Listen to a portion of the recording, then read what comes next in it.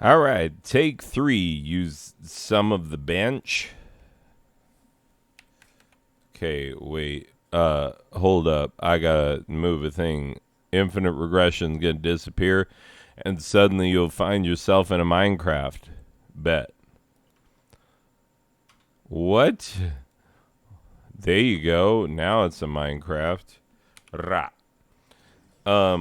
Okay. So, yeah, it's just been a wicked long time since I played the Minecraft, and oh no, this is not where I died last. Okay.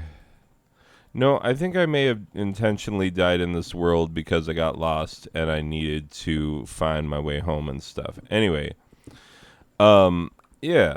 So, things, reasons, purposes. Last time I played Minecraft, I think it was the day that I found out that my brother had died. Anyways, so we're all post funeral and everything on that. And now it is the night before the last day of school. And, this is it's a bit of a rough one. I mean, how to even feel about this. Like, look, being a teacher during COVID just, like, sucks a big old donkey booty. I mean, I don't know how to put it more eloquently than that. I mean, I know I'm quoting Shakespeare. Pretty sure Falstaff at one point was like, "Oh, really? You stupid wives of Windsor, you've been tricking me this whole time? Oh, well, that sucks, donkey booty." And then somebody's like, "Let the sky rain potatoes." And then everybody was like, "That's a weird thing to say, but we're going to go with it. We're going to go with it." Let the sky rain potatoes. An actual line from the Merry Wives of Windsor. Factually accurate. Look it up. Anyway. And honestly, Merry Wives of Windsor, I'm glad Falstaff got his own vehicle. Like, how popular a character is he? Like, he's like the biggest, best, drunkest, most cowardly, ridiculous human ever. Oh my god, like, I have people turning in work for my class. They know. Okay, I done told these fools. I was like, the last day to turn in work is not today, for crying out loud. Because I've had so much freaking grading to do and I've stayed up late every night this week. Oh my god, hello. Oh, is that the area that I had done? Yeah, there's a torch in there. So obviously, this is where I had poured out my water bucket. Anyway, so yeah, freaking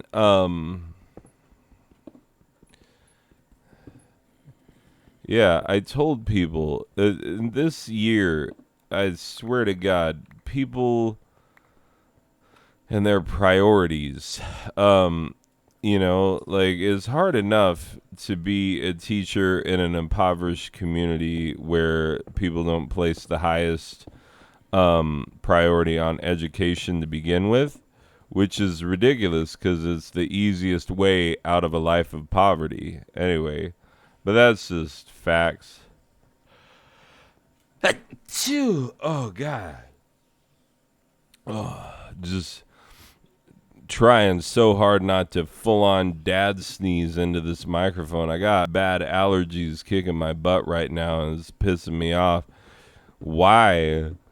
Why would it happen now? Like, why not a couple weeks ago when I could just be like, well, everything's bad right now. Why not have allergies? Like, man. But I guess, we muddle through somehow. Anyway, but yeah, students full on choosing to fail. And it's like, come on, people, get your butt in gear. Like, you got things that you got to do. And I'm telling you, like, ugh. Anyway, it's been so very frustrating because some people like I've never had a more generous late policy than I have had this year, which is like you can turn in anything from any point in the school year for full points. I will grade it as if it is not late at all. And like, I'm not gonna name any names, but the freaking valedictorian had a low D in my class, which she turned into a mid A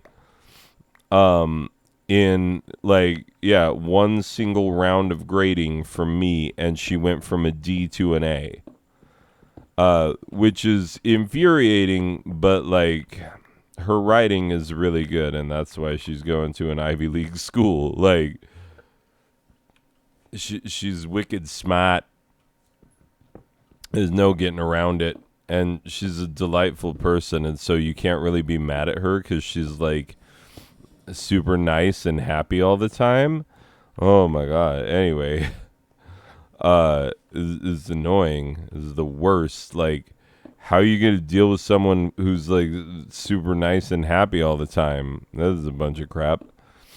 Just kidding. Anyway, but like, some people are failing and it makes me very sad. And some people are failing and it's like, yeah, you are. And some people are pulling it out at the last minute, and I'm like, I'm not sure you've really learned anything. So it's a rough time. But like, let's not talk about that. There's some boring grade nonsense. Let's talk about the fact that like some very important people are leaving and they're just gonna be gone. And when am I gonna see them again? I don't know. Not soon, I hope. And that's the sad thing is that like when you are a teacher in a small town. Hold up, let me get this microphone situated. Like ra ra ra. Hello, checkity check. Anyway, so when you are a teacher in a small town, you know that for most people, their best life lies outside of the town. Their best chance for a good job and, awesome career lies elsewhere.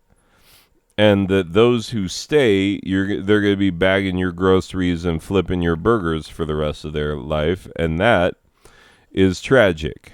I can, like, honest to God, any day of the week, I can get burgers flipped, groceries bagged, any of those things done by former students. Like, former students all up in all of the, like, low-paying, menial jobs that they took in high school and then kept because they couldn't do anything else. Sad. Anyway. I don't know why this is all sad. I don't know why I'm being all... First of all, let's just agree this is not a very good episode. But, like... Yeah, I don't feel good. I'm just doing this because I sort of out of obligation and need to do this. Like, I feel I've neglected my channel, and I do the channel for me. I don't do it for anybody else. Like, screw that. I watched a great, oh man, scary, but great, talk that, Chris Hedges gave, in which he discussed the fact that like America is in its death throes, like, and that's something that I've been really worried about. I think that like in a more modern society like the one we currently live in, I think that America can it can have a fall of Rome type moment where we lose our special place in the world completely and entirely, and we have to all adjust. This is going to be a very depressing thing for a lot of people. Not for me. I've never bought into American exceptionalism because American exceptionalism is a concept that was created by Stalin to explain the way Americans feel about themselves, as if our poop doesn't stink, basically, is what the idea of American exceptionalism is like, you Americans, you think you're so great. You think you're so exceptional, and you think that, you know, basically, like, if we fund a bunch of weapon-wielding nutsos in a foreign country, if we fund them and give them weapons, then they're freedom fighters, and we should have given them weapons. But if if Russia does it, then they're arming terrorists, and they need to be stopped. That's the kind of thing. It's just, like, there's a bunch of semantic bullcrap happening that is dividing the, like, well,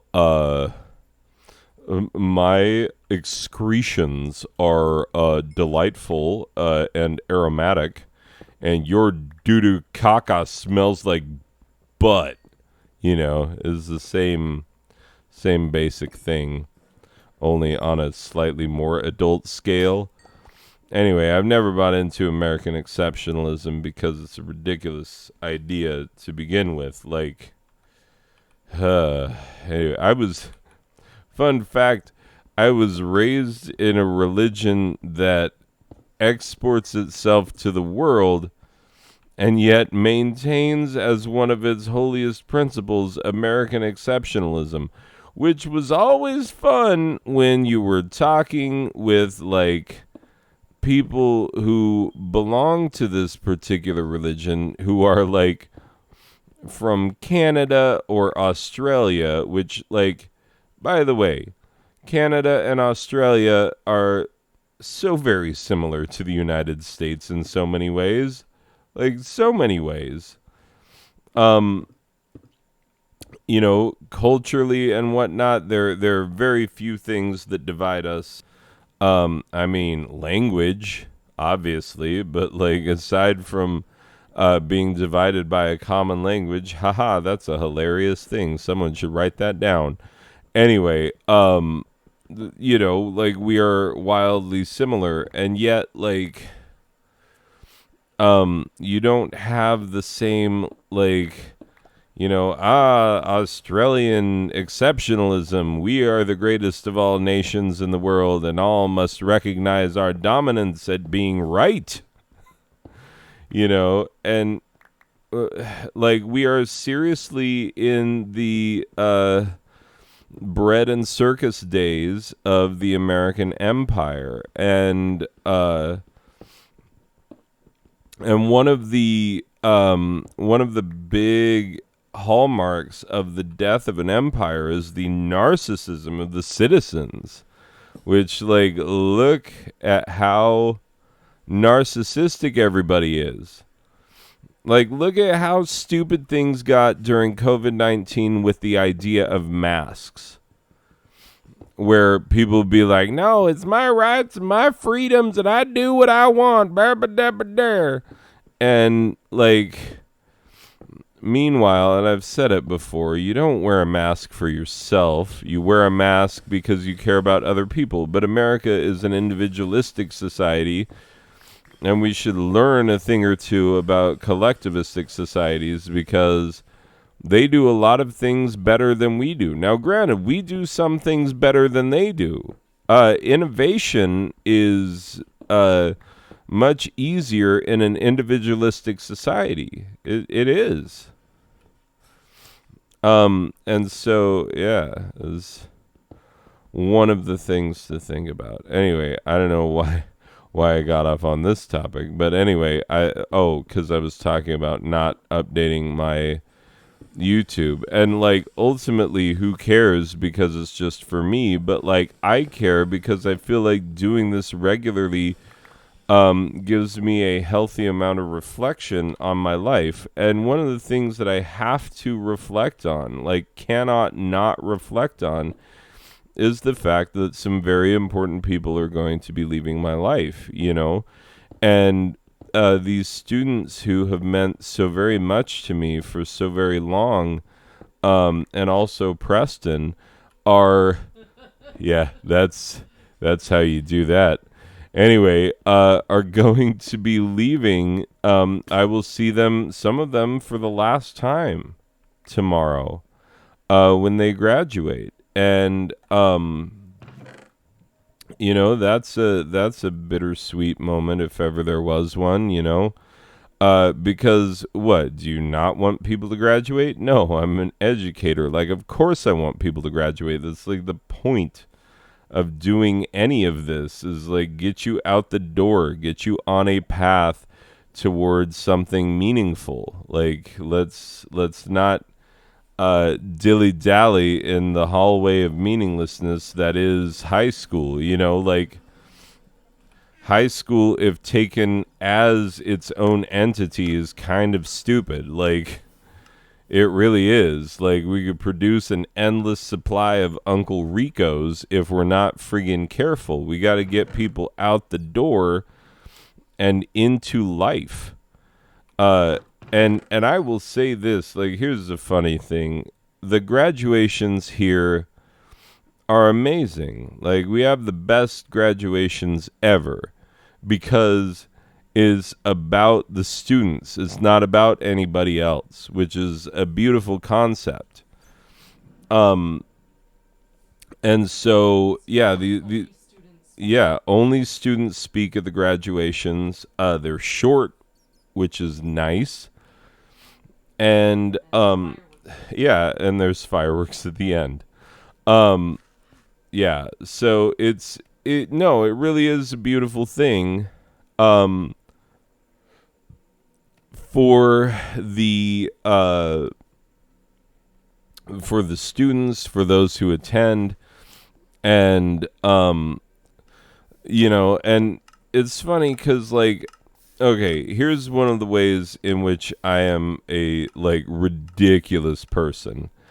I did speech and debate in high school, and so, like, and not only did I do speech and debate, but I did impromptu. It was one of my events, and I was so good at it that there was a guy who called me the impromptu god, and encouraged his friends to call me the impromptu god. And yeah, he was absolutely certain any round that he was in with me, he was like, well, know how this round's gonna go. So yeah, like, I can shoot from the hip fairly well. You've seen it. I don't write my videos, I don't plan them out, they just happen. And I've gone for 4 hours at a clip. I mean, I've gone for 3 hours on a Minecraft video, and I wasn't even talking about my brother being dead. I was just, talking politics or something, like, anyway. So yeah, I think we've established the fact that I can shoot from the hip. That is an established point, and we may move on. But the fact of the matter is that whenever I am in a place where speeches are being given, I will always imagine, like, okay, what if they call me up at random and ask me to speak? By the way, that scenario has only ever happened once in my life, and it was not as glorious as I had hoped. So, meh. But yeah, I always know what I'm gonna say, and yeah, so I'll be sitting there and complete knowledge of, like, well, if they call me up to speak, I know what I'll say. But they definitely should not call me up to speak. Like, I think we can all agree, like, no, do not call me up to speak. This is their time. This is their night. Let them enjoy it. Let them give the speeches. Let them recognize each other. and we'll just sit there and enjoy it. It's kind of a beautiful thing. No, it's not just kind of a beautiful thing. It is a beautiful thing. I look forward to it every year. And like my own high school graduation, I was throwing rose petals back and forth with the Kazakhstani exchange student because we were so bored. It was so boring. And this was before Borat, so Kazakhstan was not a joke yet. It was just, one of several former Soviet republics. And we were like, oh, cool, you're from Kazakhstan. Some people were like, let's definitely mess with you and teach you inappropriate phrases and tell you that they mean perfectly appropriate things. Anyway, that's what some people did. I never did. Her name was Olga, and she was a very nice person. Anyway, but yeah, she and I threw, they gave all the girls a white rose. As our school colors are red and white, and all the boys wore red, all the girls wore white. Some of the girls shouldn't, if you know what I mean. No, I'm just kidding. Wah, wah. Because some of the girls were friends with the boys, if you know what I mean. Yeah, that's, man, we played If You Know What I Mean in drama class today. And, all of my game ideas did not go as well as I'd hoped. I wanted to put my thumb on the scales and, because there's this one game that they have been obsessed with lately. And I'm like, there are other improv games out there. And so, yeah, I've been trying to encourage them to play anything else. And by putting my thumbs on the scale, I kind of, messed up the last day that some of those people are ever going to do improv in their entire life. And not messed up, but made it slightly less fun than it could have been. Oh well, it is what it is. But anyway, so yeah, I was throwing petals back and forth. She started it because I didn't have a rose. She had a rose anyway, and yeah. We were just sitting there throwing stuff, and it was a good time. It was the only good time that I had because all the speeches were boring, standard high school graduation fare, and yeah, I just, but I mean standard that adults give at high school graduations.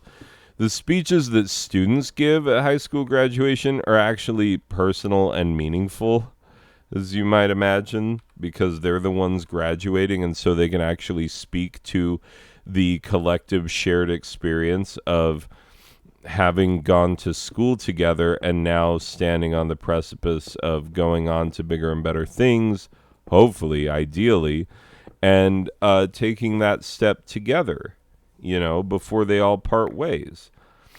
And so, yeah, when you give that power to the students, it's a beautiful thing. Anyway, but yeah, these very important people are going to be leaving my life. And, it's kind of hard to deal with. And the funny thing is that, this is difficult to put into the right words because I don't want this to reflect poorly on people that I love very much and care about very much. I'm really bad with hugs and stuff. I just don't like giving people hugs. I'm not a very huggy type person. I'm just not that guy. I never have been. And that it's not me. It's not my style. I am not the guy who's like, hey, you know what we need more of? Hugs. Bring it in. Bring it in. Let's hug it out. That's just not what I do. And I have awkwardly not hugged people who definitely wanted hugs from me at various times, and it makes me feel bad that I do that, but I do that like I don't know, like I've talked to some of my siblings about this, and like, okay, there's no question. Oh, slime. I got my first slime in the mine, or maybe it's my second, but like definitely have not had many slimes in here because it's a new mine. Anyway, so growing up, we knew that our parents loved us. Like there was never a question about that. Like it was never like, oh, do mom and dad love us? Like no, they definitely do. They 100% do. But like they didn't say it a lot, and so I've always been weird about saying that I love people, even when I do, even when there's like no risk of it blowing up in my face, like none whatsoever. My entire life, I've been very like ridiculous about showing affection to other people, because it feels I don't know. It's just there's a mental barrier there that I have a hard time overcoming. And when people ask me about it, I tell them that I was raised by emotionally distant people, which makes it sound like my parents weren't kind and loving and caring and whatnot, which is not true. Like my parents are absolutely wonderful, and I do in fact love them very much. But like we only recently started saying the L word as a family, and I know that that sounds ridiculous to some people, but it's like I don't know, we're weird white people, like doing our weird white people things. I don't know what to tell you. But yeah. So I'm always weird about like expressing affection when people need it or want it or expect it, and that makes it hard and awful for a lot of people, and especially people who have taken my classes multiple times, who care about me and care about my classes and care about drama, especially because I get to be very close with those students, my honors classes as well, because I get to be very close with those students because I have them multiple times. And it's a unique sort of experience with them. So yeah, I do get to build some special emotional bonds with students. And yet I have a hard time expressing that. Like I've had multiple students say that they love me, and I've completely botched that every time, 100% of the time. And granted, there are some students who are like, I'm going to see if I can get him to say it, where it's almost a challenge. Like, let's see if we could break through his, tough, ridiculous exterior. I'm sorry that none of you have possessed that power yet. Yeah, ask the lovely wife of mine. It took me like, I don't know, 15, 20 minutes of equivocating to explain that I was about to tell her that I loved her for the first time. And yeah, it was a big step in my life at that point, even though it was clear to everybody that we loved each other. Like, everybody knew it. But yeah, it was a huge step. So yeah, honestly, I'm weird with hugs. I'm weird with verbal expressions of emotional connection to people. I wish it were not that way, but it be that way. Like, no matter how lovely and wonderful your parents are, they will screw you up in some way. And like, we are definitely screwing our kids up, like, in major ways. I mean, my son has way too many unfortunate similarities to me, that drive me crazy. Um, and like, my daughter has inherited all of this anxiety and whatnot, which she gets from both sides of the family. But like, I definitely, uh, put my thumb on those scales as well. So yeah, like it, we are definitely messing up our children in various ways, which will be borne out in years to come, despite the fact that we have really and honestly tried our best to raise wonderful, lovely people, and we do honestly believe that our children are lovely and wonderful people. Like, they will at some point like need therapy for things that we did to them. Because parenting is hard and nobody's good at it. Like, just accept those two facts. Parenting is hard, nobody's good at it. I mean, some people are terrible at it, and some people are fairly adequate at it. I tend to think that we're like approaching fairly adequate. Well, I give myself like an approaching adequate, and I give my lovely wife an adequate and perhaps then some. But like, it's just freaking hard. It is hard. It's not an easy thing to do. Even when you want to do it, it's even harder for those people who didn't want to do it in the first place and find themselves having to. And I could talk at length about what a problem that is, but whatever. The fact is, people, like, I have these people come into my life, and let me just speak for a moment about the drama program that I have built, and that I've built kind of out of necessity. Like, okay, the first time I taught drama, I was like, okay, this is going to be a one-hit deal. Because the guy who normally taught drama, they needed him to teach something else for a semester. Because I think he needed to pick up an extra sophomore class because the sophomore class was extra big or something like that. Anyway, so, yeah, like, there was something like that, and instead of giving me the sophomore class, they just said, well, we're going to give him the drama class.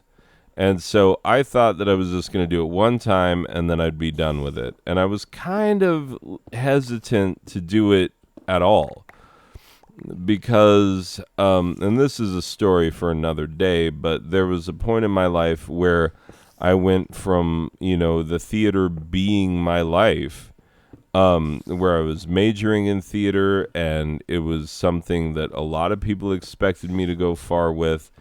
And then I didn't. I chose to give up on that dream entirely, and to go an entirely different way with my life. And then, like, it's funny because so many English teachers teach drama. That's the classic lineup. That's like, gym teachers teaching science. Only English teachers teaching drama makes sense because, a lot of English teachers have been in drama. A lot of English teachers can read a script critically and understand it. And so even if they haven't been in drama, they can bring something in their experience to the putting on of a play. They can understand emotions and character motivations and those kind of things that are important for putting on a play. But, yeah, gym teachers are well suited for science in that they are comprised of atoms, and atoms have something to do with science.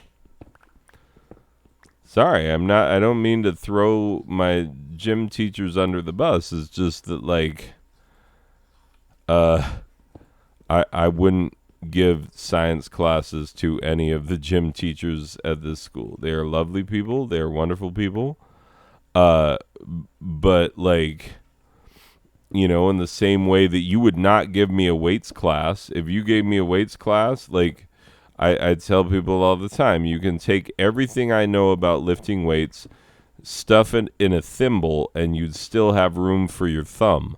Like, it's, yeah, I don't know anything about it. It's not my area of expertise. And so I am ill-suited for that particular venture. Anyway, so regardless, I did become an English teacher because I liked English and I liked literature. Which, if you become an English teacher because you like literature and you're teaching in the Common Core era, haha, you fool. Oh, I mean, that's kind of the way it is. I try to make it not exactly that way, but, them's the breaks. And I think something is really missing when, when we move away from those traditional models of, we read literature. Because honestly, like, why wouldn't you want generations of carpenters and steel workers and auto mechanics and welders and plumbers and, tradesmen of many kinds. Tradesmen who, by the way, build this freaking country. It's on their backs. They are the builders of the nation, and yet, like, how much better would it be if they all were able to read and think critically? I mean, it would be so much better for society in general. You think about things like just the ability to have a populace who is able to take that recycled paper pamphlet that you get in the mail, during an election year and take it, read it, understand it, and vote accordingly. Like, I don't even care who they vote for. If they understand the issues and vote in what they feel is the best way, I am more than happy. And I feel like we have gotten away from that. I feel like, we've gone into this horrible zone where people are like, well, the cable news people who scream at me and tell me to be angry, and it's not just Fox News, it's also MSNBC. But anyway, but I mean, there's not only Fox News, there's what's that one? There's Newsmax, there's is it OSN? Anyway, regardless, but like they have multiple outlets for partisan nonsense. But yeah, like I would love it if we had a society in which everyone was able to read and understand literature. That was the Gutenberg dream, honestly. That was it. And yet we are often so very far from it. Because, rather than harsh truths, people will always line up to hear easy lies hand-fed to them by people who profit off of them, quite frankly. Is a stupid system, but at least it doesn't work, and at least it doesn't serve the needs of the vast majority. Anyway, yeah, sometimes I feel very cynical. But yeah, let's get back to the point. Let's talk about students that I care about, me being emotionally repressed. I don't know how I get off on these tangents, other than the fact that this is why you shouldn't let me speak at graduation. I will mess it up. You will be there for an hour longer than you need to be just because I will ramble. Anyway, but yeah, some people who've meant a great deal to me are leaving, and also Preston. But and quite frankly, Preston is so great at taking jokes like that. It is it's something that I need. in my life. Like, I just need someone who can be the brunt of jokes and do it with an understanding that, like, there is absolutely no malice whatsoever in the joke. It is just purely joking because joking is fun, and that's it. That is it. And as the brunt of so many jokes, like, he has borne it so very well, and it's great. Anyway, so yeah, bunch of great people are leaving, and Preston.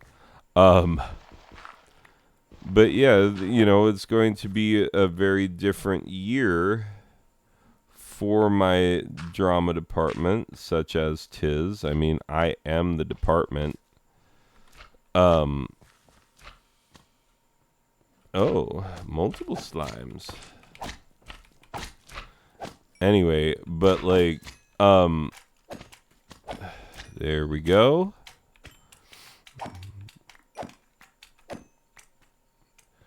Anyway, that's a beautiful thing. Okay. Yeesh. Anyway, but yeah, these people are leaving, and here's what I've tried to do with my time as the drama teacher here at this school. Is like, when I first took it over, there was this contingent of ill-tempered cheerleaders who were all friends with each other and all taking drama class for reasons no one could understand. Because, like, drama kids are drama kids. And it's not to say that cheerleaders can't be drama kids, because also eventually we got cheerleaders who were drama kids, like legit drama kids, who, like, because you can always tell drama kids, first of all, they're loud. Second of all, they're weird. And those are two very important characteristics of your standard issue drama kid. If they are not loud and weird, then are they a drama kid? Are they? Anyway, so yeah, it's a question worth asking. Anyway, so when I first took it over, there were all of these bad-tempered cheerleaders who I would be like, "Hey, guess what? We're doing." Hold up. Bless you. Oh God, these allergies are killing me. Anyway, yeah, I would be like, "Hey, we are gonna do some mime, because mime is important. Mime is an important skill for you to have if you are going to be an actor. For real. I'm not just saying that because I enjoy teaching mime, which I do. But it is actually a very important skill to have in your tool bag as an actor, because it can be employed in so many different ways. Like, look at the old Carol Burnett show. And what's everybody's favorite sketch? Oh, is the one where, with, oh God, now I'm forgetting both of their names. Harvey Korman and, Tim Conway, who I actually met. Tim Conway is very nice. Anyway, Tim Conway is playing the dentist, and Harvey Korman is trying his hardest and failing at not breaking and completely laughing all over himself on camera. Anyway, if you haven't seen that, like, go watch it. Go watch. It's the Carol Burnett show, dentist sketch. It's all over YouTube. You can find it copied a billion places. Hilarious. And what Tim Conway is doing is actually there's a lot of very clever mime work that is being done in that. Physical comedy at its core is based on mime. It just is. So people get all high and mighty. Oh, I don't want to do mime. Anyway. But yeah, this group that is graduating, they took to everything in this drama class. Everything. So, whereas I used to have these pissy little cheerleaders who are like, I don't want to do that. And who would, like, if it was a game day, they would come in and they'd be like, we actually have to do our hair because we are representing the school today. And it's like, you idiot, why didn't you do your hair at home? Which is exactly what freaking the cheerleaders that I have now, that's what they do. They do their hair at home. Anyway, because apparently it's possible to do your hair at home. Who knew? Who knew? I did. I knew. I do my hair at home all the times. Anyway, so yeah, these girls were terrible. And not only were they like ridiculous about undercutting me and my authority as a teacher, which is bad enough, but they divided the class. And they divided the class into, those who were too cool for any of this, because, like, this is so lame. And why are we doing this? Is like the worst.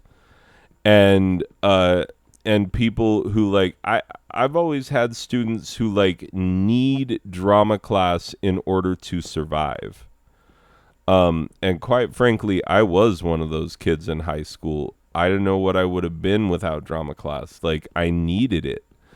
And so it was a tremendous disservice to the kids who needed it to have to put up with such, like, infuriatingly horrible people who would constantly, like, just naysay everything that we were doing in the class and try and take over everything and then divide it up and be like, you're not cool, you're not popular, you're not, like your standard issue mean girl type cheerleaders. It was awful. Like the environment of those early classes was not great. But and honestly, in my mind, I was like, well, this is the only time I'm ever going to have to do it. And so let's just do it now and get it done with, and then we're done. And, but then they brought me back again. And then they basically told me that I was going to be doing it into the foreseeable future. So, like, yeah, that was a bit of a change, So, yeah, interesting times. Anyway, like with drama class, I honestly thought I was out, and just when I thought I was out, they pulled me back in. That's literally how theater went in my life. I was like, oh no, I lost my water bucket. Anyway, so once it became obvious that I was going to have to do drama forever, I was like, well, I'm not going to put up with it if I have to have these pissy attitudes. And so those terrible cheerleaders continued to take the class, but then they started to graduate and or get pregnant and or drop out. One of them did all three. Anyway, so yeah, as they started to leave for various reasons, what started to happen is the actual drama kids started to outnumber the non-drama kids. And all of a sudden, if you were someone who was like, no, I don't want to do that in drama class, then you were the weird kid. Everybody else was normal and you were weird. And it is owed so very much to the kids who are graduating this year. They tipped those scales. They were the ones who tipped those scales. And like, I very seriously could not have had the success in building a program that I'm very proud of now. And I could not have had that success without these specific kids who came in and were like, no, this is what we do. Like, you do what we do. If you and they really helped me build this culture where if you do what we do, then you're one of us. And we've even taken to chanting one of us, because drama is basically a cult. And if you're in a school where it's not basically a cult, I'm sorry. Like, I'm sorry that you don't have a cool drama class. But yeah, all the cool kids go to drama class in places where it's essentially a cult. That's how you know it's good. It's extra culty. Anyway, so yeah, like anybody who comes into that class and gives it an honest try, my drama kids will take them in. And it's funny because like I'm thinking right now of a freshman girl who will be a sophomore next year, who like everybody immediately, like upon seeing her and seeing what she does, was like, oh my gosh, she's so cool. Is that Rihanna? Yes, it is. Anyway, and granted, like there are plenty of freshmen that we're excited about. Honestly, I'm losing one of the ones that I was excited about. Thanks for nothing, Sierra. Hope you watch this dingus video. And like, anyway, regardless, I was gonna make a hilarious joke about like, you being the reason that your parents divorced, like we do with those hilarious jokes. But then I was like, yeah, no one's gonna realize that like you're fine with that. And that like we have a rapport where we know that like it's a joke. And that's the thing, is that like with these kids, we build this rapport where like honest to God, one of the students who is graduating, we can just get going like an old-timey comedy duo, like no joke. And it's funny because I walked into the library one time and yeah, this student immediately starts verbally assaulting me and I just start giving it back. But everybody was like, why are you guys being so mean? And we're like, oh, that's right. You're not one of us. Like, you don't know what this is. Like, this is how we have fun. Like, this is what we do. Anyway, yeah, and I don't know, like, the sad thing is I don't know how long it's going to take me to build some of these things back. Oh, cool. That's where my water went. Yeah, like I have no idea how long it's going to take for me to build some of these things back. And oh, careful. Because I'm going to be starting fresh with a lot of new people next semester, or next school year. And I'll have some returning people. I'm only gonna have. Oh, I'm so glad that was water and not lava.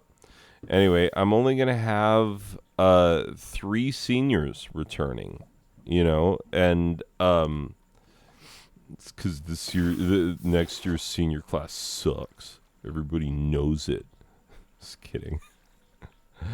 Uh, but for real though, like yeah, I worry about having to rebuild that because I hope I don't get, pissy type cheerleaders. But what I did is I was like, okay, those of you, there was one day where the seniors had to take a class panoramic photo for the yearbook. And anyway, all the seniors got called out during drama class. And so we got to see who's left.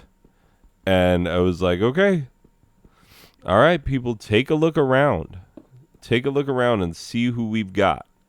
And I was like, this is us, plus like a couple of people that we know we're going to get back next year who weren't able to take it this semester.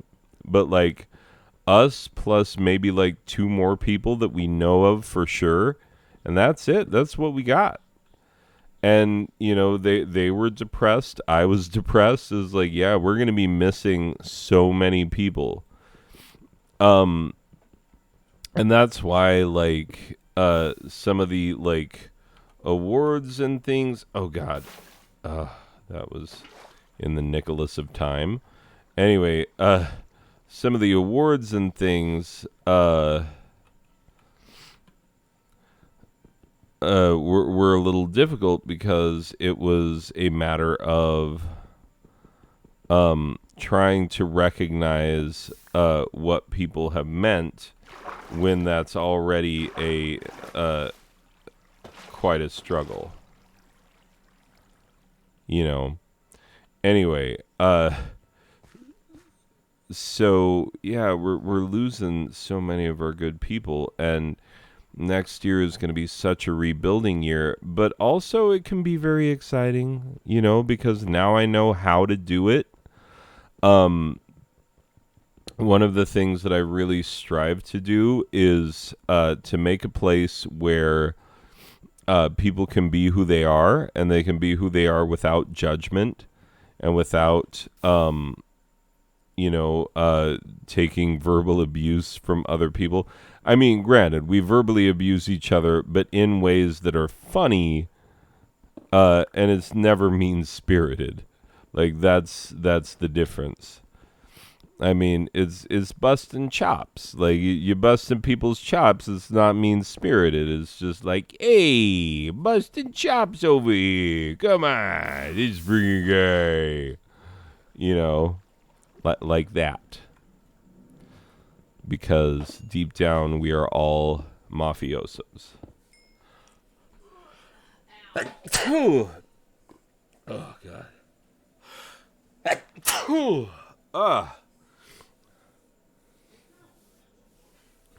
Oh, these freaking allergies. Anyway, I think I'm allergic to seniors leaving. Just kidding. Seniors gotta leave. Because if they don't, it is so lame. Like, for real, though. Seniors who don't leave, ugh. It's ridiculous. I tell them all the time, like, hey, you're great.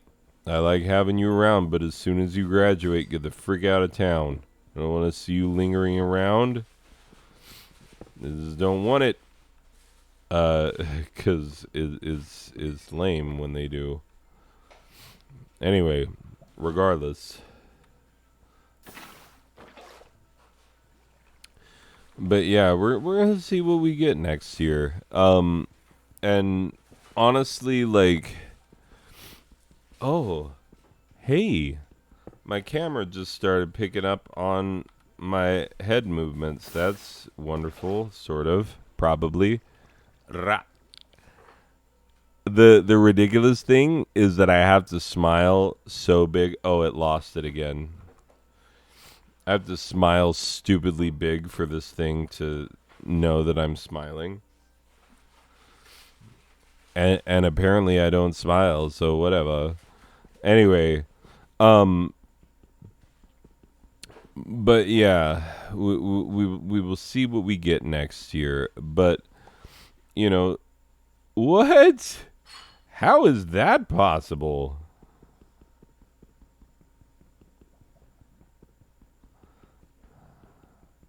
I guess they're all flowing. Well, no, it's when they're anyway, I don't know.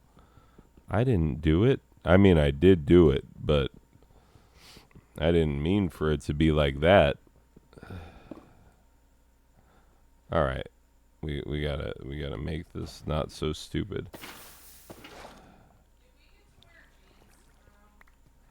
I don't think so, but maybe if we do, then nobody will say anything. Yeah. Anyway, but yeah. Oh, hey, microphone, are you still there? We go. We're still picking up.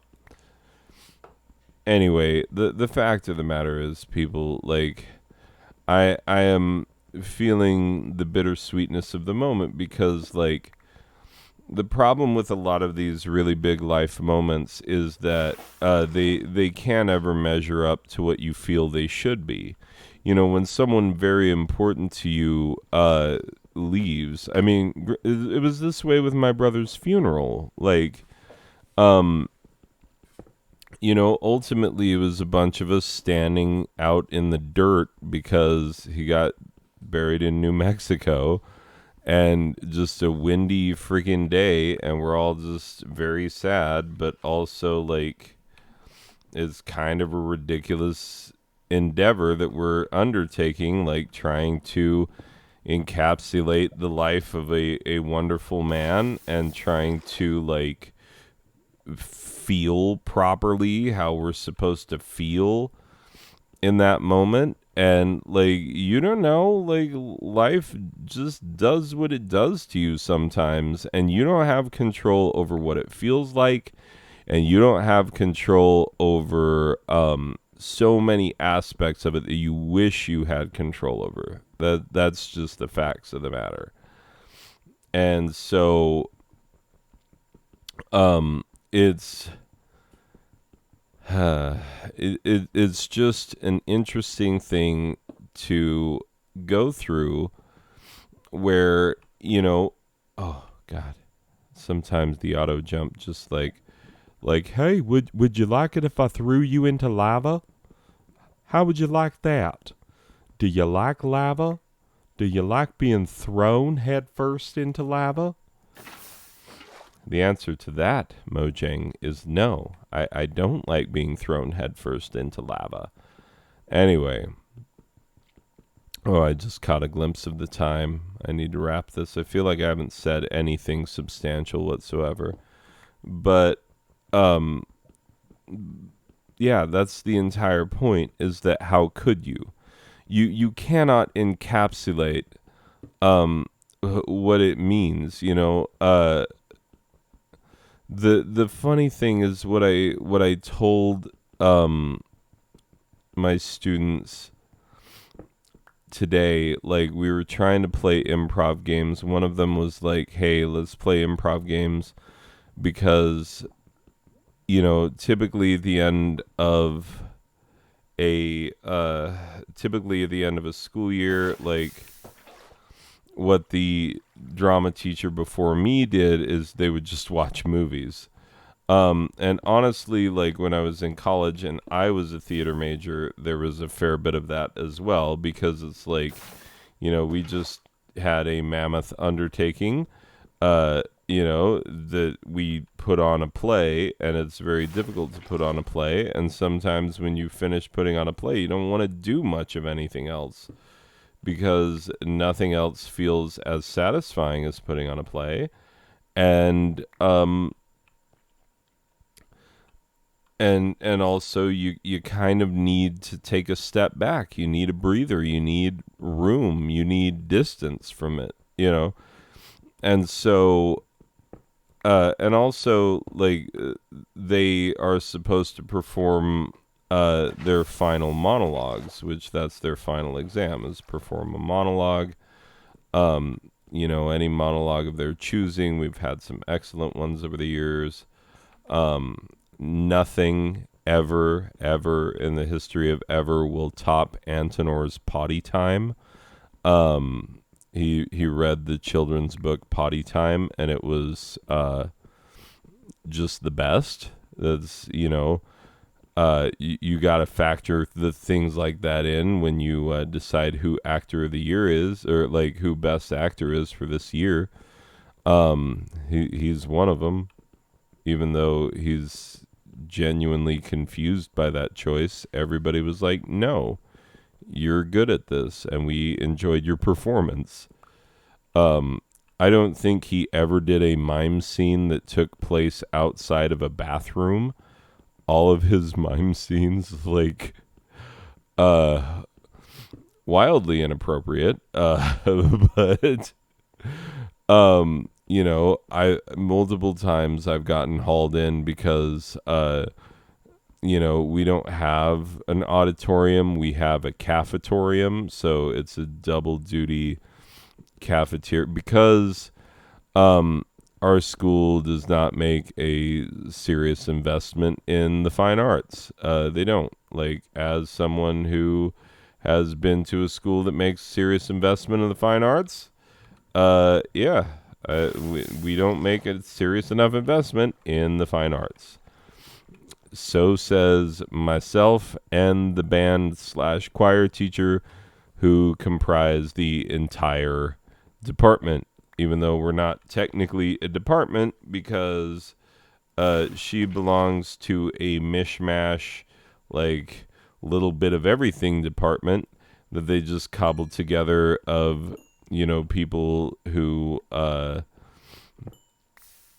do jobs that don't have analogs anywhere else. And, and I, of course, am part of the English department, so... Yeah, we have no fine arts department, technically, which is why we bear no sway in the way things go in our district or in our school.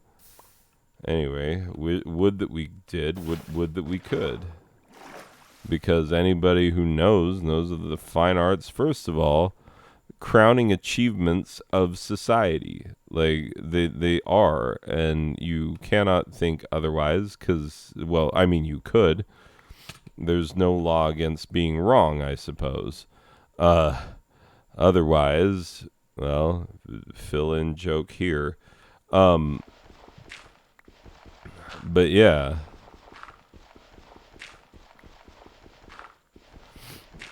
Jeez. Anyway, yeah. We would love a more substantial appreciation of the arts in this school district, but we don't have it, and so whatever.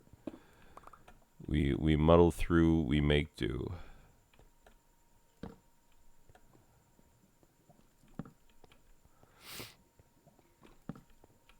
Wait. Keep finding places like this where it seems like I'm going to run into enemy mobs and then I don't. Anyway. So, yeah, to have, I think one of the reasons why I'm so, it's a few things. Like, first of all, I'm very sad to lose people who have meant so much over a long period of time. And so that's obvious, and I have a hard time expressing it, and so I do an hour-long YouTube video that talks itself in circles and ultimately goes nowhere. And then also I have to put myself to the test next year and see how well I have learned the lessons of how to build this department. Now, the band slash choir teacher has built that department up multiple times from the ground up, and has done a wonderful job, and has had because to the surprise of no one, I get a lot of band kids in my honors classes. Oh, really? How does that happen, one might wonder. Oh, well, it happens through this process called the fine arts enrich your soul and make you smarter. like, yeah, I mean, I have no strong opinions about it, but that just seems like that's what happens. Anyway, it sounds like that guy's like right on top of me. Anyway, um, so yeah, uh, I get a lot of those band kids in my honors classes because I do. Because they're smart, because they're in band, or maybe they're in band because they're smart. It's either one or the other. Um, but I think you seriously increase the number of smart kids if you have more of an emphasis on the fine arts, because you encourage people to try and you encourage people to give a crap.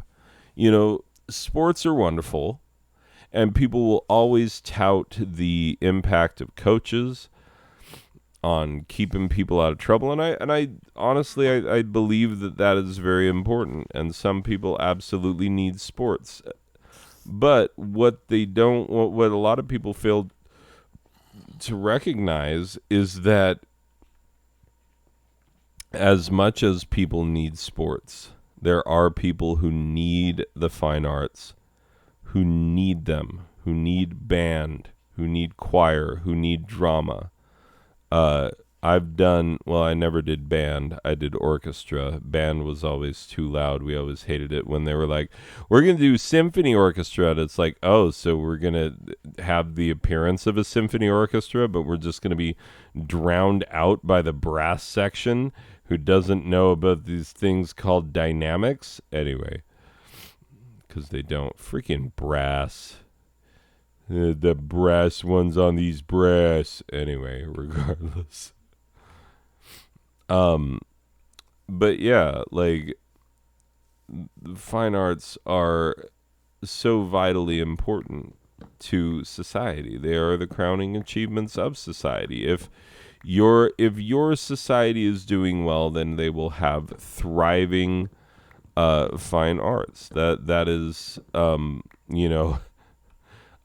if our federal government can use the openness of Waffle House as an indicator of how well an area is doing after a major disaster, then I think it's okay for us to use how well fine arts programs are doing in schools as an indicator of how well our schools are doing in general and how well our society is doing in general, because we need the arts. We just do. One of the beautiful things is that Chris Hedges said, is he said, we need the humanities. We do. And, granted, the humanities, the fine arts, not necessarily the same thing, but very much overlapping ideas. I think that, when you're talking about the humanities, you're talking about, philosophy, literature, things of that nature. But I think that, in the same way that societies expand in such a way, like you start out with a simple hunter-gatherer society, and in a hunter-gatherer society everybody is either a hunter or a gatherer. You don't have room for loafers. You don't have room for people who don't pull their weight in the society. There simply is not room for such people in a hunter-gatherer society.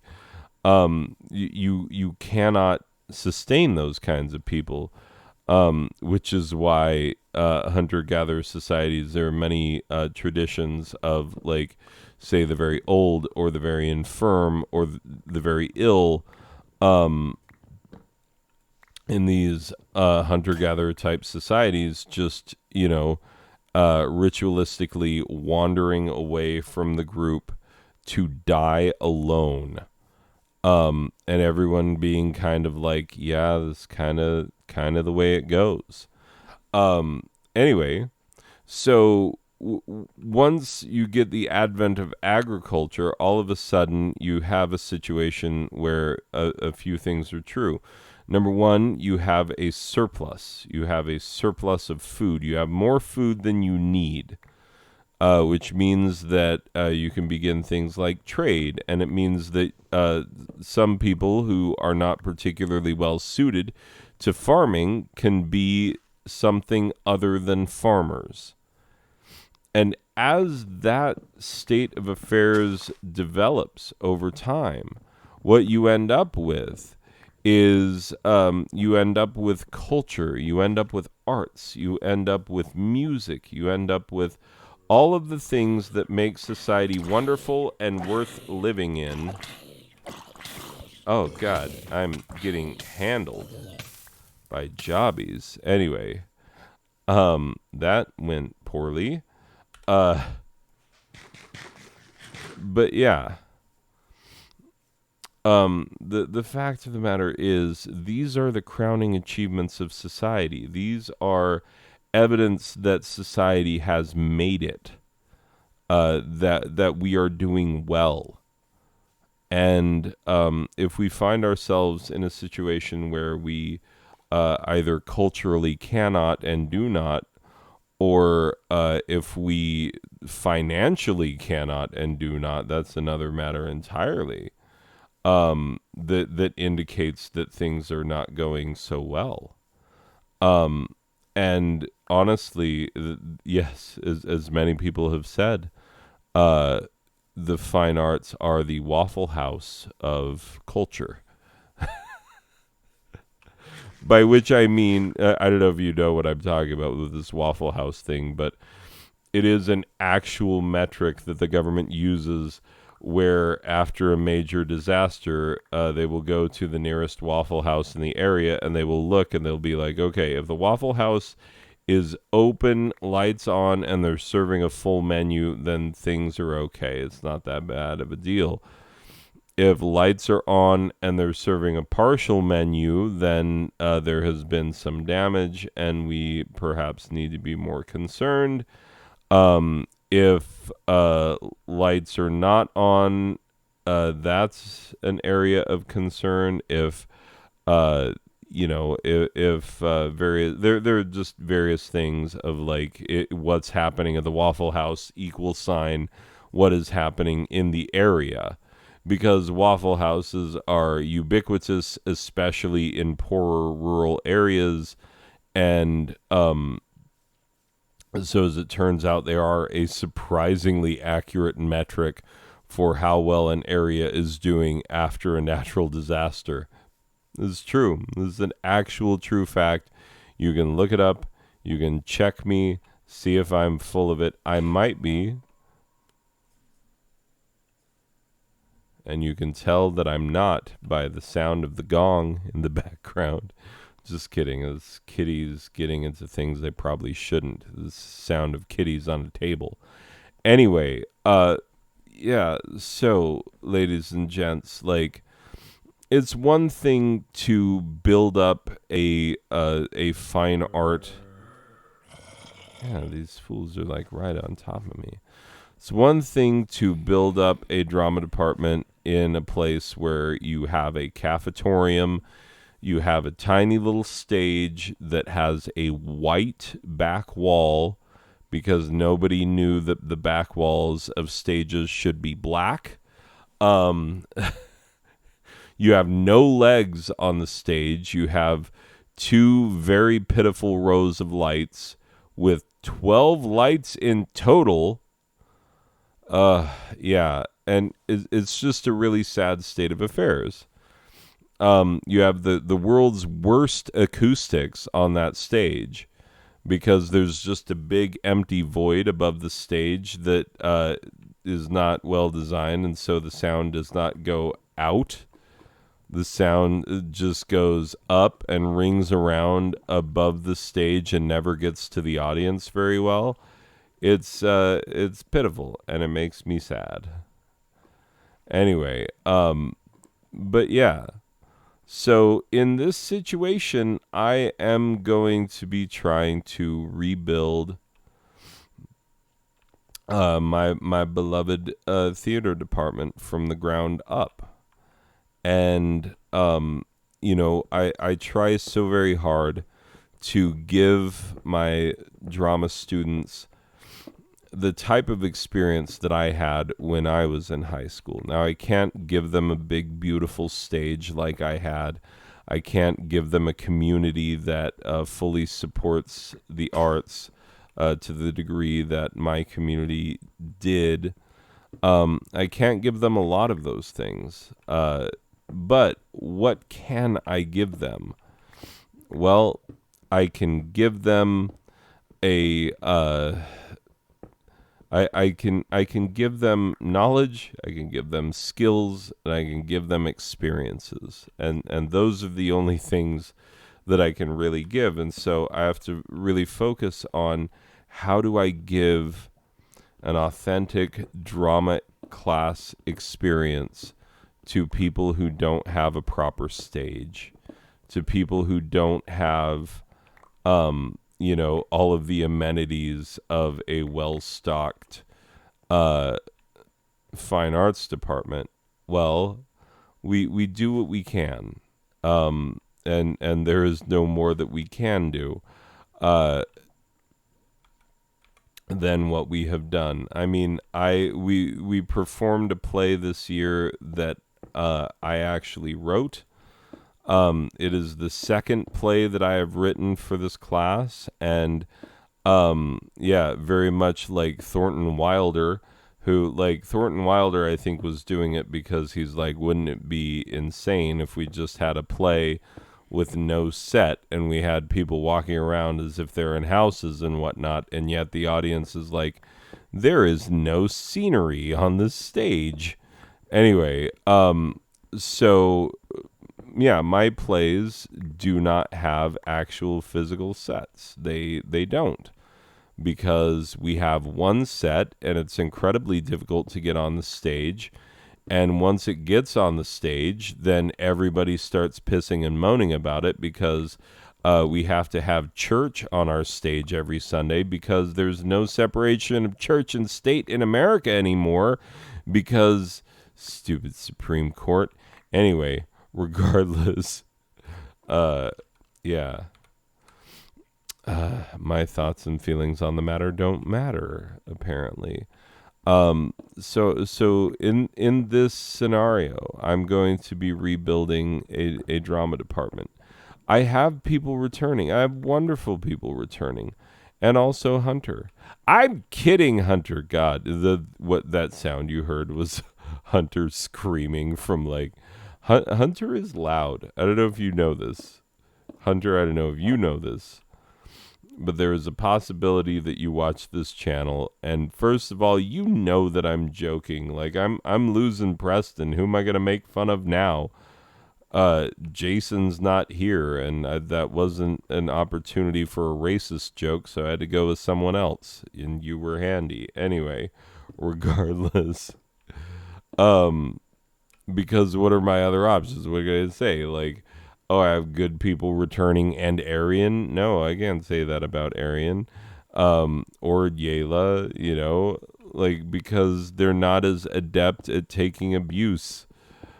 Now, granted, you're adept at taking the wrong kind of abuse sometimes, but you know that I'm joking. Anyway, regardless. The fact of the matter is, people, I do have some good people returning. Not as many as I would like. And I'm going to have to rebuild. And that's going to be hard. But also, I mean, I made it through this year with no Gabby and no Zoe. Gabby and Zoe were two stalwarts, and people probably get tired of me, um, like singling them out when there are other important people of that graduating class, and there certainly are. Like, I don't want to minimize the efforts of, so many other great people, of the Corbins of the world, of the Winters of the world. Oh, actually, it goes by a different name now. Winter, middle name, trying to remember. I don't know. Hard.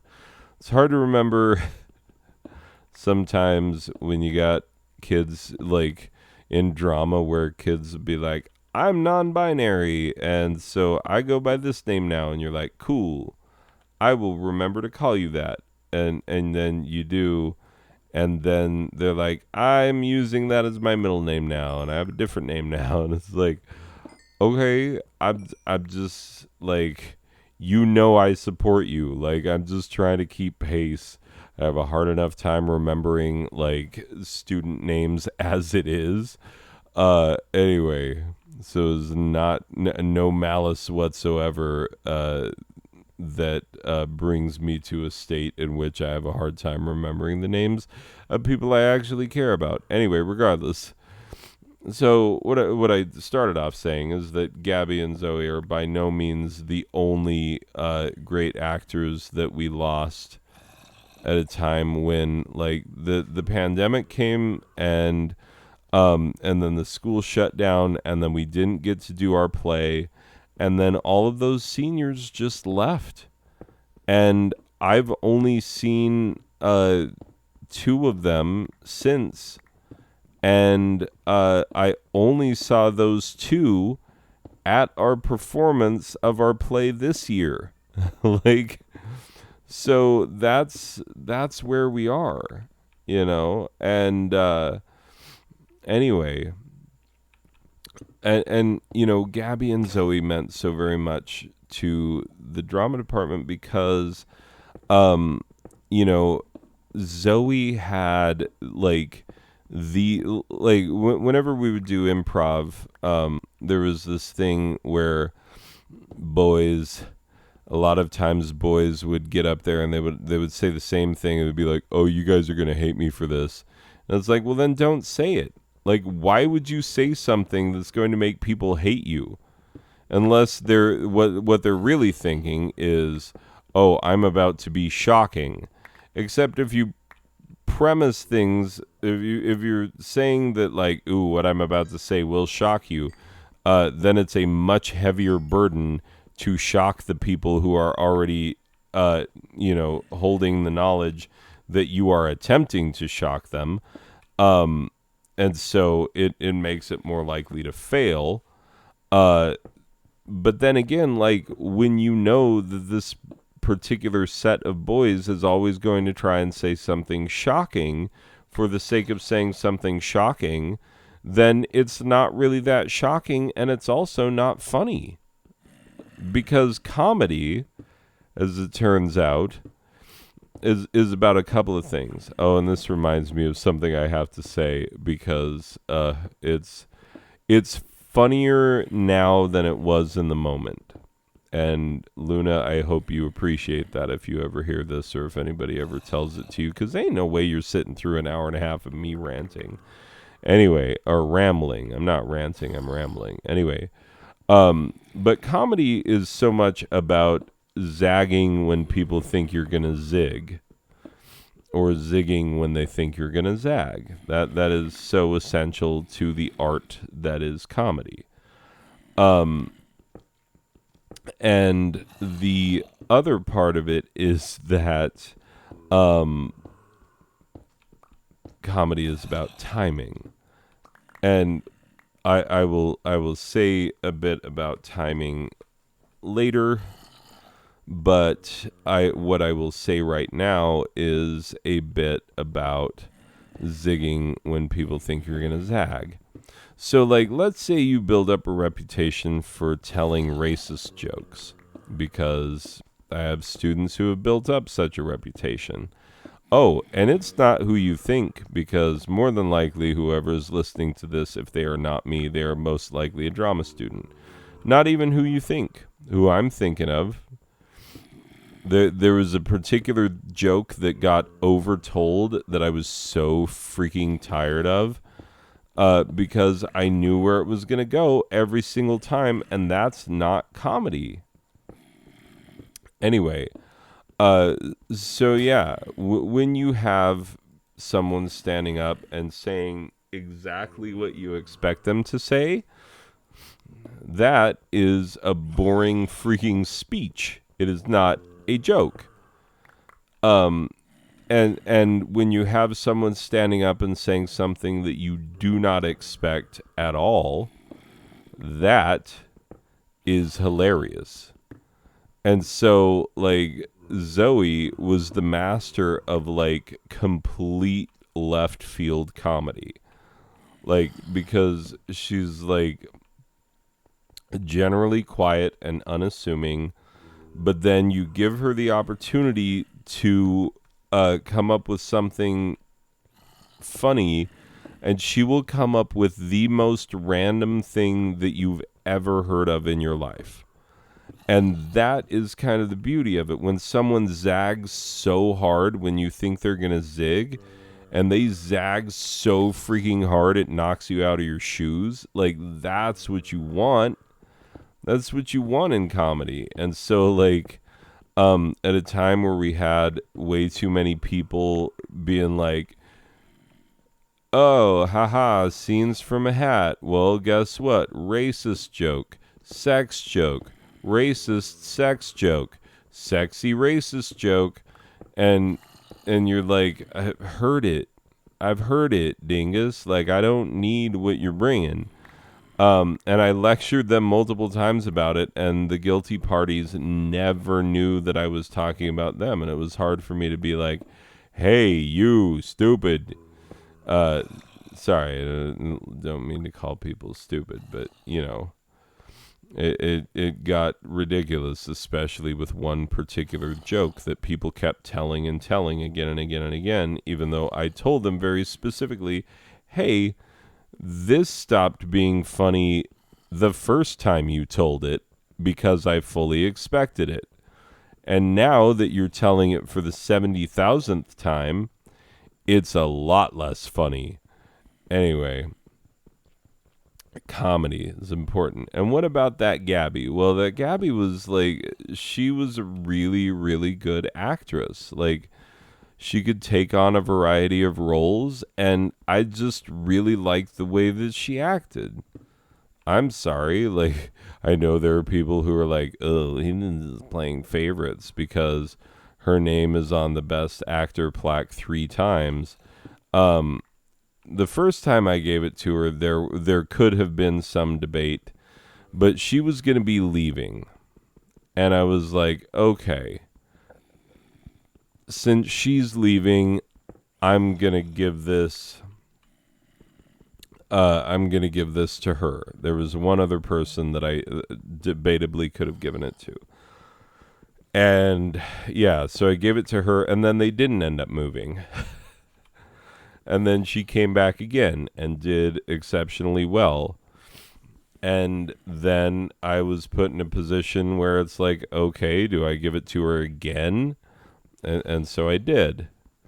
And then I was put in a position where, like, she was very clearly the best actress. Hold up real quick. I gotta go blow my nose. Anyway, so the third time around, I didn't want to give it to her a third time. And because I thought people were going to accuse me of bias. And up to that point, I had been deciding all of those awards myself. And it was that year that I was like, guess what, students? I'm bringing you in on the vote. And don't make this a popularity contest. Vote for whoever you think is really and truly the best actor. And the vote went her way a third time. So that's where we ended up. Anyway, so she got on that plaque 3 times, and but never ever got to perform that final play, and that's pretty tragic. Especially because that was a play that was written for them, and that I wrote for them. It was the first play that I wrote, and we were all very excited about it. And yeah, then the yeah. Anyway, so er, sorry. The thing is, they went off into the night, without so much as a goodbye. I still have not seen Gabby. I saw Zoe at the performance of our last play, and that was lovely. Like, she's doing great, and I'm very happy that life is going well for her. But yeah, like, it's it was hard to let them go, but then so and I did, like I said, I didn't just lose them that year, but they were in so many ways the beating heart of the drama department. And I'm sorry to those of you who were in that year who were not the beating heart of the drama department, although you were, vital parts of it yourselves.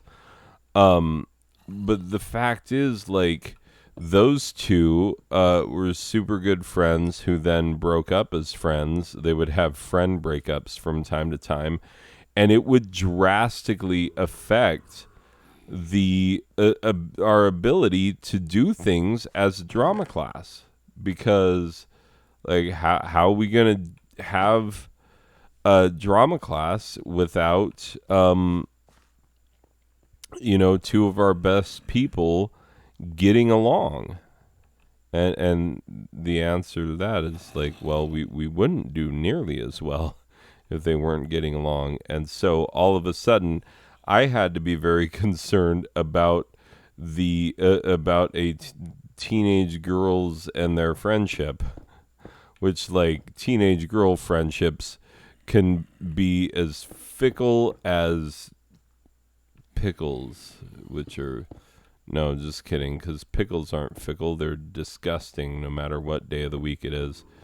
But yeah, like, just this relationship that could change on any given day. It could just flip on its head at any given time. And as a matter of fact, did multiple times in their last 2 years in my class. And so all of a sudden, like, I'm having to care about whether or not two teenage girls were getting along, because it would drastically affect my drama class.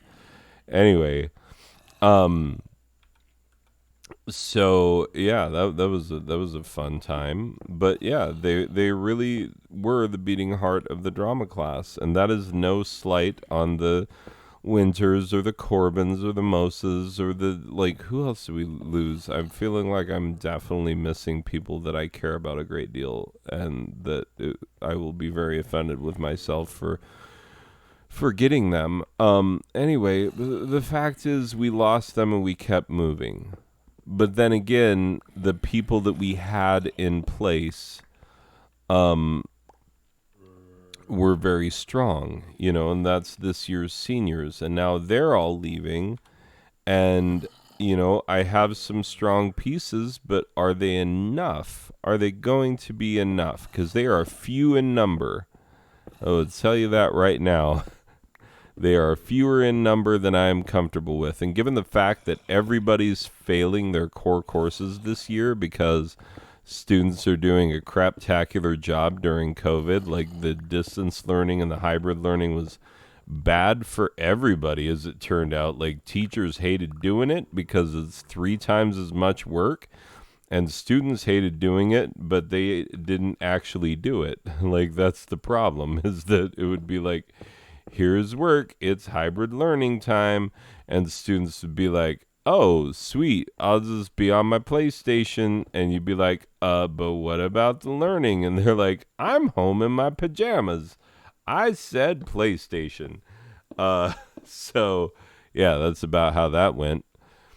Anyway, but yeah, so fewer students are going to be available to even take electives next year because so many people are going to be making up core courses, and so all of our course sizes are going to be ridiculous, and that's fun. And everybody's talking about how, like, the incoming freshmen are a bunch of turd buckets that I have to deal with first semester as I'm trying to rebuild a drama program. But you know what? You know what? People said the same thing about this year's incoming freshmen, and they were delightful, and I liked them. So, and I'm very excited for freshmen who are going to be back. Yeah, not you, Sierra. You're going to stupid San Francisco, which, you know what? I'm just going to, yeah, in your face, I'm going to call it things like Frisco and San Fran and not even call it the city. Anyway. But yeah, because Sierra's a freshman and I had her in my English class, and then she took my drama class, and it was like, oh, this is awesome. And she had a really good time. And as it turns out, she's good at it. And I wanted her back in my drama class because I need people who are good at it to be in it. And she's like, no, I'm going to break up my parents' marriage and move to San Francisco. Please don't listen to this when your parents are in the room. Like, don't be like that dingus Preston who's like, oh, he's saying things that are controversial that wouldn't be controversial to a student who, like, knows how we bust chops and stuff. But, like, yeah, to someone who doesn't know how, like, drama people be like, haha, wildly offensive things that we are not offended by. Yeah, it's gonna get me in trouble. Anyway, so don't listen to this with people in the room who are going to be like, what? He said you broke up our marriage. And I did, but only because it was funny to say that. Come on, Wednesday Addams, listen on headphones. Anyway, she looked like Wednesday Addams. I gave her that award. It's true story. Anyway, people, I need to close this one up. Yeah, this is going to be a very sad day for me tomorrow. You know, and I will, but the sadder part still is this, is that, in this hour and 45 pretty much of rambling, I have failed to encompass what it has meant to have these people for the time that I've had them. And I will continue to fail to properly emote what it feels like to lose these people, because, like, I'm losing them. Not I'm being lost to, like, life and the world itself. They're just being lost to me. Like, they're leaving this holding pattern we call high school, and they're going on to bigger and better things, as they should. And I would be very sad if they didn't, but still, like, it's going to be hard to see so many good people and Preston graduate tomorrow. And yeah, that's how it be. Anyway, oh yeah, that's right, it's daytime. Anyway, well, people, life continues to go onward, and it does. You know, that's one of the most disappointing things about these momentous moments. You know, things where you feel like the world needs to stop.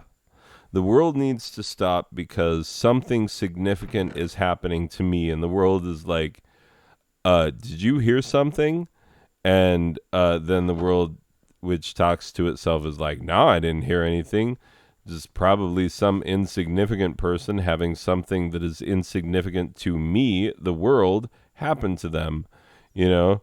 And like, yeah, they probably want some bullcrap recognition for a moment that is only significant to them.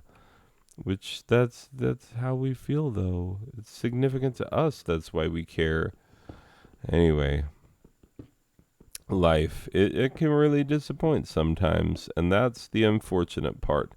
Is that you will feel like it should be more momentous. Like here's oh I forgot to tell the part. So I have this student Luna who I may or may not have mentioned before. Anyway, uh yeah, I've had Luna since she was a freshman, and yeah, we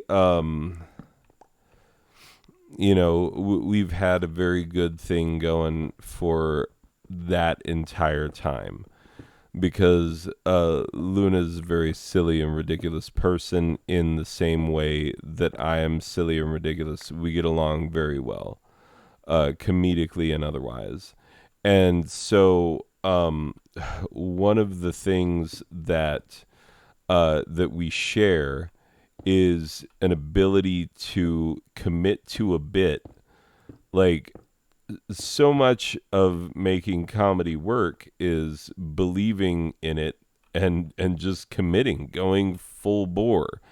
If you're telling a funny joke, but you're telling it with the idea in the back of your mind, like this might fail and I am terrified, then chances are it's going to fail.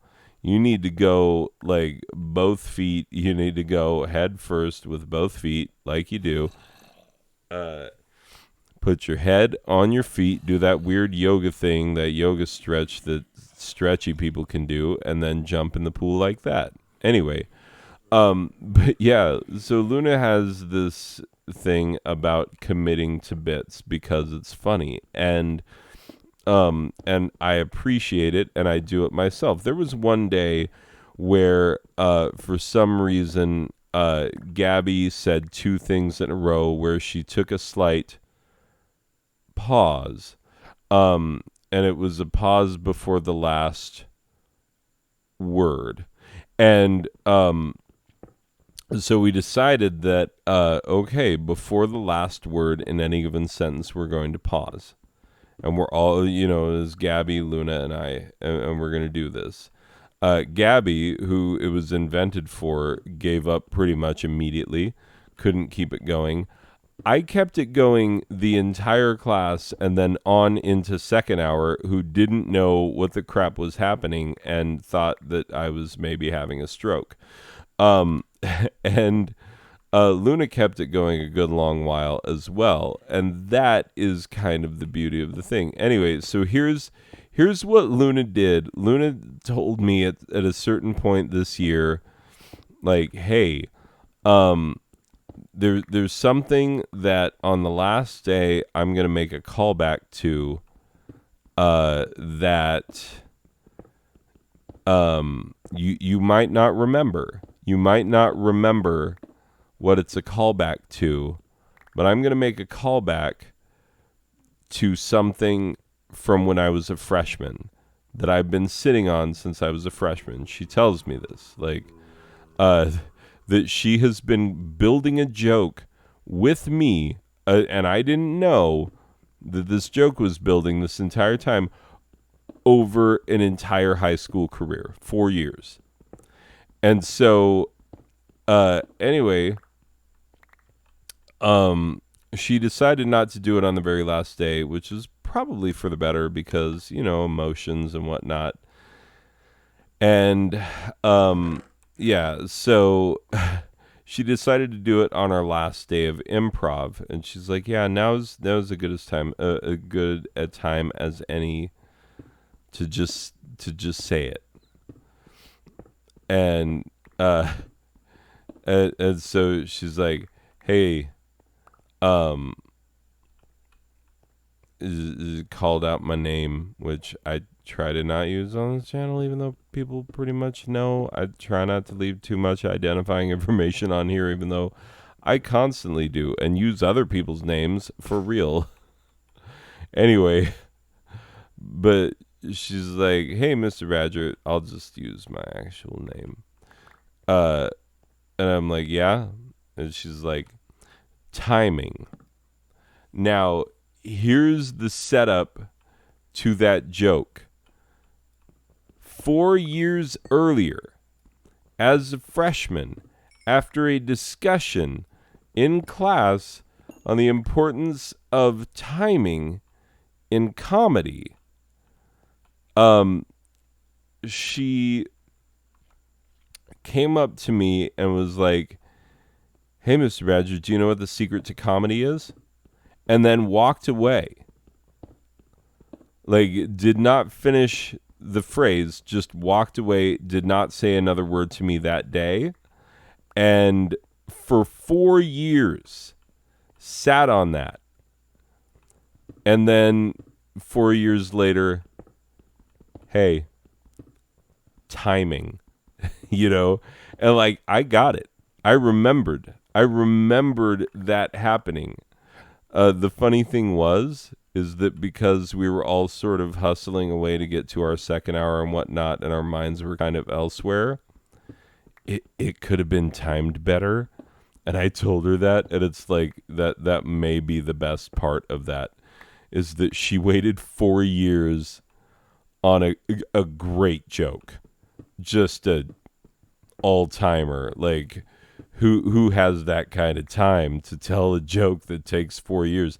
Granted, we also both enjoy really, really like jokes with really, really long setups that ultimately go nowhere and leave the audience angry that they listened.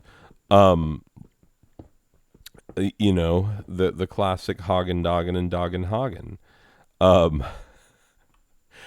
Anyway, there we go. So, yeah, like the idea that she would tell a 4-year joke is freaking hilarious. But the idea that the joke was about timing and could have been timed a little better is like, oh, that is the cherry on top. Anyway, so yeah, that is very much true. Anyway, let me just close on this idea, and then it'll be 2 hours, and then I'll be done. Because I thought that I was only going to go for like 30 minutes, and now it's a full hour past my bedtime. Anyway, so today all of the seniors had to check out. They do their last 2 final exams. Everybody else has the rest of the day full of classes, but the seniors, after first and second hour, they're done, and then they go they go do one last bronc time with their bronc time teachers, and then they check out, and they all have to get this sheet signed. They all have to get this sheet signed, and everybody's always waiting around to get it done because everybody needs it, and it's always a huge pain in the neck. And yeah, it's never not a huge pain in the neck. And anyway, so there was a massive line, and so Luna and Queequeg, whom that is not the real name, through a series of hilarious nicknames that I have bestowed, this person has come to be, like, they have their own chosen name, because, like many of my drama kids, they identify as LGBTQ, much more on the Q side anyway, but regardless, fact is, uh, yeah, I call them Queequeg, which is hilarious because they are in no way like a ginormous black man with a harpoon. But yeah, anyway, uh,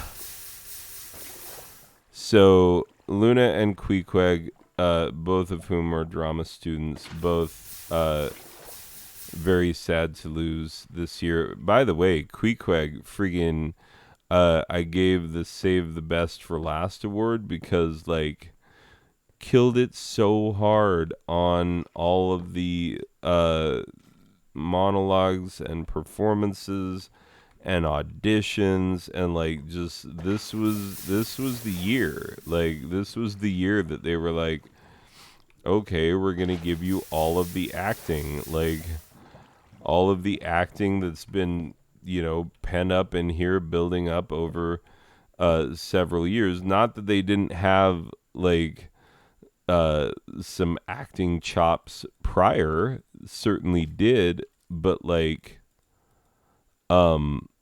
yeah, this year they just knocked it out the freaking park hard.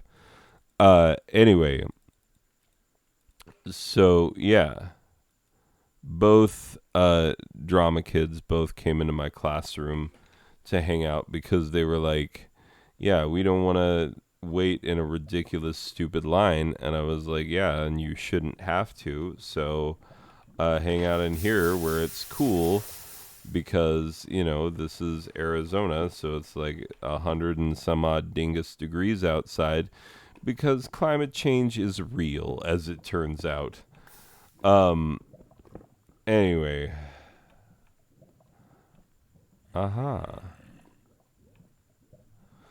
that's a whole thing now. Anyway, regardless, now is not the time to explore this.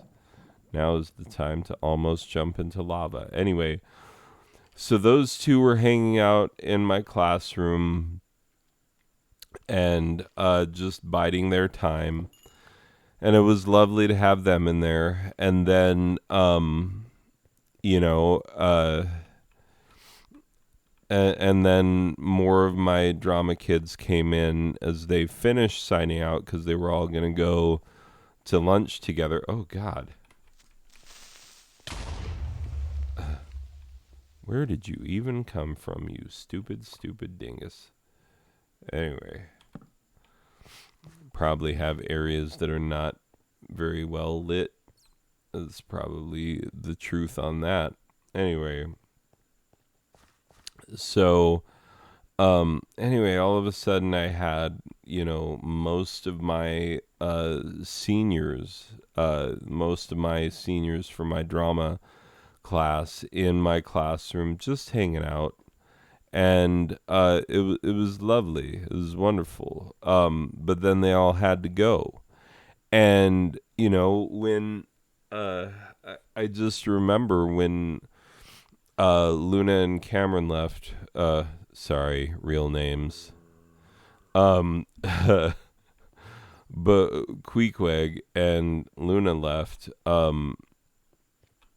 Like there was this sort of like saying goodbye in a way that feels like it should mean more. Like there should be a different type of word for this kind of goodbye, And I mean, I'll see them on the field tomorrow, graduation, and we'll say goodbye all over again. But like, it always feels like it should be more significant than it is, because life is really crappy at providing fanfares and ticker tape parades and marching bands and all of the things that you think there should be for big moments like that are never there for big moments like that. And life is full of big moments that the world will not celebrate with you the way that you feel they ought to be celebrated. That's just an unfortunate part of life. And the more you live it, the more you get used to that being a thing that you deal with.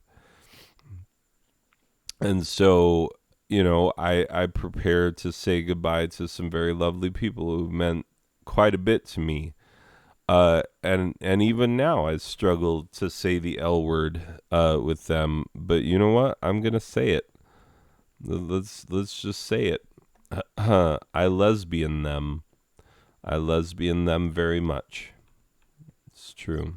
Finally said it. You thought I wouldn't say the L word? I did. Let the record show I said the L word. And Hunter, if you're listening to this, I know. Okay, and that's the end. That needs to be the end of this episode. For real. I know that is ultimately unsatisfying and ridiculous. But did you expect anything less? How could you expect anything different? Anyway, that's my backdrop is Fiona and Cake.